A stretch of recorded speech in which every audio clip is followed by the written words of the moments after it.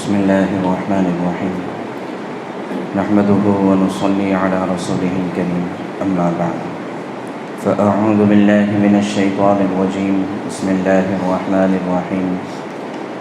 الرجال قوامون على النساء بما فضل الله بعضهم على بعض وبما أنفقوا من أموالهم فالصالحات قانتات حافظات للغيب بما حفظ الله صدق الله العظيم۔ محترم بزرگوں، دوستو، یہ جو آیت کریمہ تلاوت کی گئی، اس میں اللہ تبارک و تعالیٰ نے گھر کے نظام کو چلانے کے لیے مردوں اور عورتوں کی ذمہ داریوں کو بتایا ہے۔ جب دونوں اپنی ذمہ داریوں کو صحیح طور سے نبھائیں گے تو پھر یقیناً ان کی ازدواجی زندگی، ان کی گھریلو زندگی یہ چین اور سکون کے ساتھ اور عافیت سے گزرے گی۔ چنانچہ سب سے پہلے مردوں کی ذمہ داری بتائی کہ الرجال قوامون علی النساء، کہ اللہ تبارک و تعالیٰ نے مردوں کو عورتوں کا ذمہ دار بنایا ہے۔ تو اب عورتوں کا جب ذمہ دار بنایا ہے تو عورتوں کی تمام چیزوں کی ذمہ داری اب پھر مرد کے ذمے میں آ جائے گی، یعنی نکاح ہوتے ہی فوراً جتنی بھی ذمہ داریاں شروع ہوتی ہیں وہ سب کے سب مرد کے ذمے میں آ جائے گی۔ اب اس عورت کے میکے والوں کا یا یہ کہ اس کے ماں باپ کی کوئی ذمہ داری باقی نہیں رہے گی۔ تو لہٰذا بعض لوگوں نے، بعض علماء نے اس کا مطلب یہ بیان کیا ہے کہ جب آدمی نکاح میں کہتا ہے کہ قبول ہے، یعنی میں نے اس عورت کو اتنے مہر کے بدلے میں قبول کیا، تو قبول ہونے کا مطلب یہ ہے کہ میں نے اس کی تمام ذمہ داریوں کو قبول کیا۔ تو لہٰذا نکاح کے بعد سے ساری ذمہ داریاں شوہر کی ہو جاتی ہے۔ اب اس لڑکی کے میکے والوں کی یا سسرال والوں کی کوئی ذمہ داری نہیں رہتی، تو اب اس اعتبار سے مرد ذمہ دار ہے۔ آگے اللہ تبارک و تعالیٰ نے اس کی وجہ بھی بتائی۔ اس سے پہلے ایک بات یہ کہ عام طور سے آج کے زمانے میں اس بات کو ثابت کرنے کی کوشش کی جاتی ہے کہ مرد اور عورت دونوں برابر ہیں، ان دونوں میں کوئی فرق نہیں ہے۔ جہاں تک ہے لڑکا اور لڑکی بحیثیت اولاد کے، تو ظاہر ہے کہ اولاد ہونے کی حیثیت میں دونوں میں کوئی فرق نہیں ہونا چاہیے۔ ایسا نہیں ہونا چاہیے کہ لڑکا ہو تو زیادہ محبوب ہے، لڑکی ہو تو اس کو بوجھ اور ذمہ داری سمجھا جائے۔ یہ تو بہت زیادہ غلطی اور بہت ہی زیادہ جہالت کی بات ہے۔ اور بعض لوگوں کو یہ بھی دیکھا کہ اگر جو ہے لڑکی ہو جائے تو اس پر ناراضگی ہوتی ہے، لڑکا اگر ہو جائے تو اس پر خوشیاں ہوتی ہے۔ ظاہر ہے کہ یہ تو جہالت کی بات ہے۔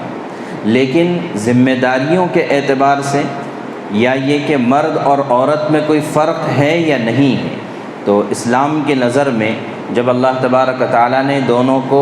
جسمانی اعتبار سے الگ بنایا ہے، فزیکلی اعتبار سے مختلف بنایا ہے، تو ظاہر ہے کہ ذمہ داریوں کے اعتبار سے بھی مختلف بنایا ہے۔ اور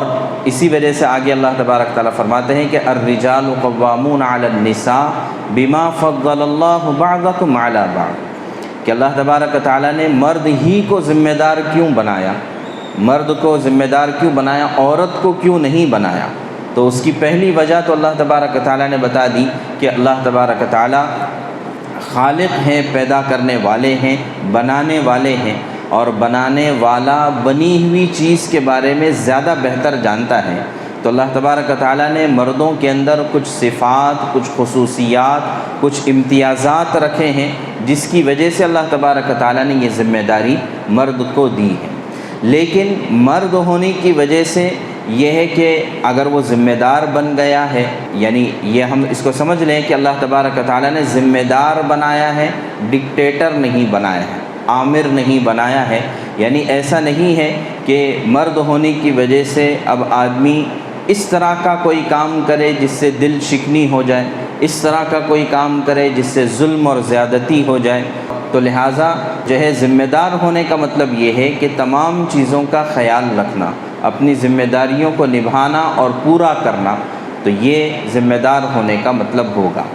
اس کے بعد اللہ تبارک و تعالیٰ نے دوسری وجہ بتائی کہ مرد کو ذمہ دار کیوں بنایا، تو فرمایا کہ وَبِمَا أَنفَقُوا مِنْ أَمْوَالِهِمْ، یہ لوگ جو کماتے ہیں تو اپنی کمائی میں سے اپنی بیویوں پر خرچ کرتے ہیں، تو ظاہر ہے کہ جو خرچ کرے گا تو وہ ذمہ دار ہوگا، اس کی اطاعت کی جائے گی، اس کی بات کو مانا جائے گا۔ جیسے مثال کے طور پر آدمی کہیں پر کام کرتا ہے، ملازمت کرتا ہے، تو جو ذمہ دار ہے، جو باس ہے، جو مالک ہے، اس کی بات کو مانا جائے گا، اس لیے مانا جائے گا کہ وہ خرچ برداشت کرتا ہے۔ تو ایسے ہی گھریلو نظام میں کہ جو خرچ برداشت کرتا ہے وہ ذمہ دار ہوگا، اس کی اطاعت کی جائے گی، اس کی بات کو مانا جائے گا۔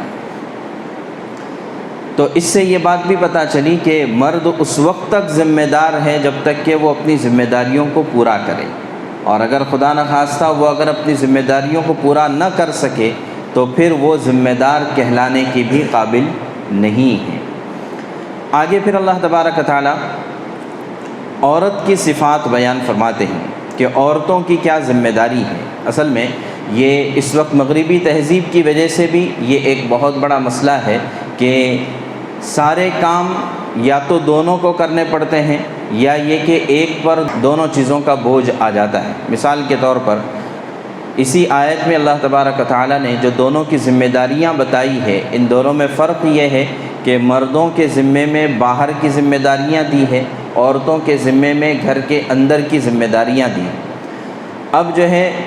مغربی معاشرہ، مغربی کلچر یہ کہتا ہے کہ نہیں، کہ عورت بھی باہر جائے گی اور عورت بھی تمام ذمہ داریوں کو پورا کرے گی۔ لیکن اس صورت میں اگر دیکھا جائے، اگر مغربی اقوام کی بات کو مانا جائے یا ان کی سوسائٹی کو اگر دیکھا جائے تو اس میں عورت پر ہی ظلم زیادہ ہو رہا ہے، اس لیے کہ وہ باہر نکل رہی ہے، جاب کے نام پر وہ باہر نکل رہی ہے اور دیگر ذمہ داریوں کو پورا کرنے کے نام پر،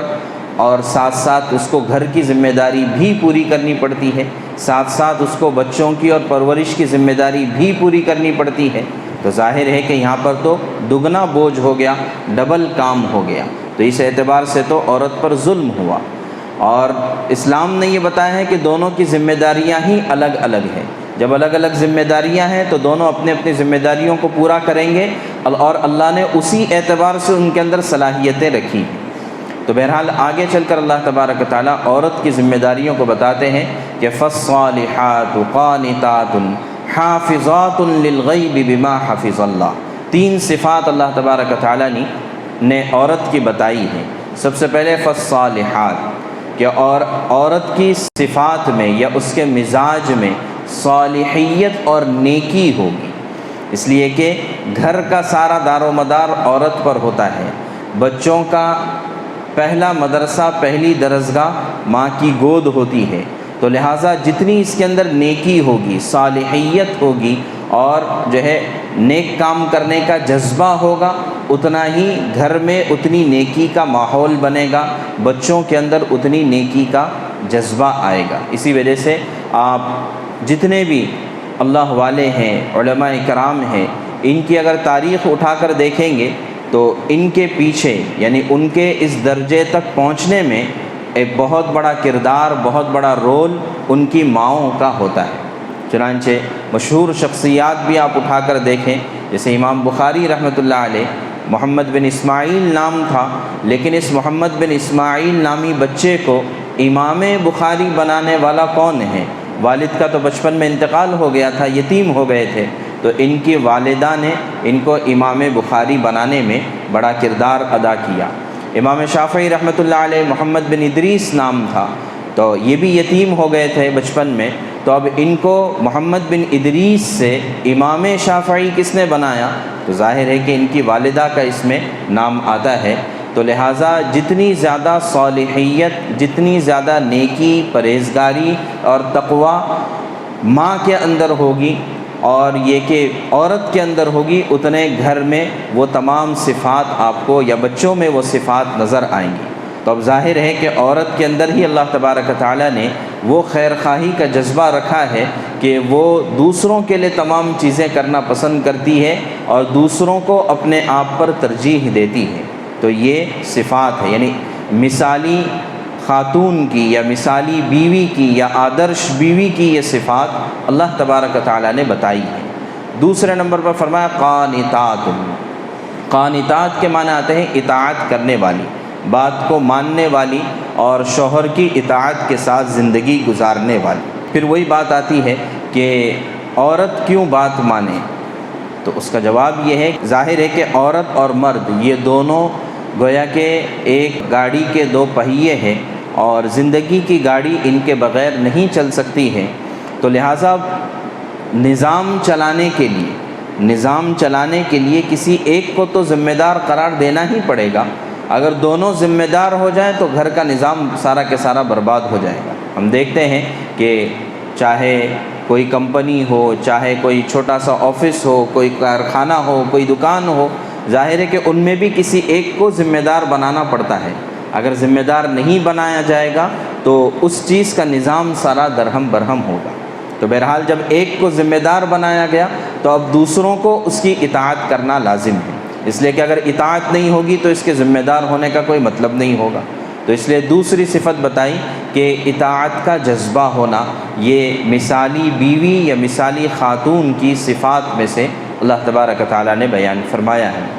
اور تیسری چیز فرمائی حافظات للغیب بما حفظ اللہ، ان چیزوں کی حفاظت کرنے والی ہے جن کی اللہ نے حفاظت کی ہے۔ مراد ہے اپنے عزت اور ناموس کی حفاظت کرنا، اپنے اوپر کوئی داغ لگنے نہ دینا، بلکہ حدیث پاک میں آتا ہے کہ کسی ایسے شخص کو اپنے گھر میں آنے کی اجازت نہ دینا کہ جس سے شوہر ناراض ہوتا ہے۔ ہاں، جہاں تک ہے جو قریبی رشتہ دار ہے، خونی رشتہ دار ہے، تو ان سے تعلق رکھنا یہ اس کا حق ہے۔ شوہر اس رشتہ داری کو ختم نہیں کر سکتا ہے۔ مثال کے طور پر یہ کہہ دے کہ تجھے تیرے باپ سے بات نہیں کرنا ہے، یا ماں سے بات نہیں کرنا ہے، یا بھائی سے تعلقات نہیں رکھنا ہے، ظاہر ہے کہ یہ ظلم ہے۔ جو قریبی رشتہ داریاں ہیں، محرم ہیں، یہ تو اسے رشتہ داری رکھنا یہ اس کا حق ہے، لیکن اس کے علاوہ کسی غیر محرم سے بات چیت کرنا یا یہ کہ گھر پر اسے آنے کی اجازت دینا جب تک کہ شوہر نہ چاہے اس وقت تک یہ جائز نہیں ہے۔ تو لہٰذا اپنے عزت اور ناموس کی حفاظت کرنا للغیب قرآن نے کہا، یعنی شوہر کی غیر موجودگی میں اپنے آپ کی حفاظت کرنا، اور جو ہے اپنے دامن پر کسی طرح کا کوئی داغ لگنے نہ دینا۔ یہ بیویوں کی 3 صفات اللہ تبارک تعالیٰ نے خاص طور سے بیان فرمائی ہے۔ سب سے پہلی ہے تقویٰ، پرہیزگاری، صالحیت، خیر خواہی، دوسرے نمبر پر ہے اطاعت اور فرما برداری، اور تیسرے نمبر پر ہے اپنے عزت اور ناموس کی حفاظت کرنا۔ تو یہ 3 صفات اور مردوں کی ذمہ داریوں کے اعتبار سے اللہ تبارک تعالیٰ نے جو بات بیان فرمائی ہے، اگر دونوں اپنی ذمہ داریوں کو نبھانے والے بن گئے تو ظاہر ہے کہ یہ گھر جنت نشان بن جائے گا، یہ گھر چین اور سکون اور عافیت کا گہوارہ بن جائے گا۔ آگے چل کر اللہ تبارک تعالیٰ نے اگر خدا نخواستہ ان ذمہ داریوں میں اگر کوئی آگے پیچھے ہو جاتا ہے، اونچ نیچ ہو جاتی ہے، تو پھر کیا کرنا چاہیے اور اس کو کیسے ہینڈل کرنا چاہیے، اس کو اللہ تبارک تعالیٰ نے بتایا ہے۔ اللہ تبارک تعالیٰ ہمیں ان باتوں کو سمجھنے کی اور اس پر عمل کرنے کی توفیق عطا فرمائے۔